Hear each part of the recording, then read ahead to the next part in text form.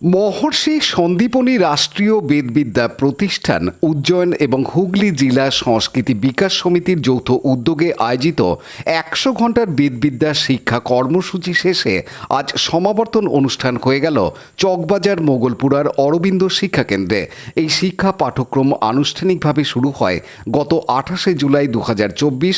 গত ৩১শে মে ২০২৫ ছিল শিক্ষার্থীদের চূড়ান্ত পরীক্ষা। আজকের অনুষ্ঠানে সুতপা চট্টোপাধ্যায় উদ্বোধনী সঙ্গীত পরিবেশন করেন।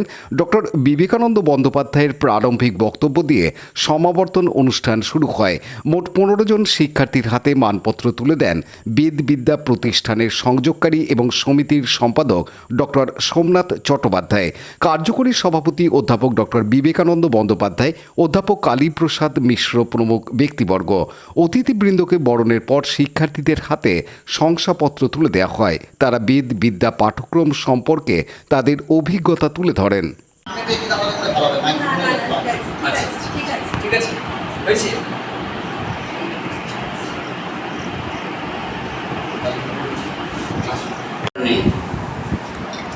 আমরাই যতটা পেরেছি সামাজিক মাধ্যমে আমাদের ব্যক্তিগত স্তরে তার কার্যক্রম পৌঁছে দিয়েছি মানুষের কাছে,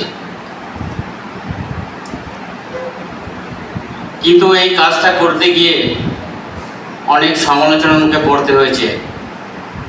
আমি তো জাতিতে মুসলমান, মুসলিম, তুমি বেদবিদ্যা শিক্ষা অর্জন করতে চলেছ।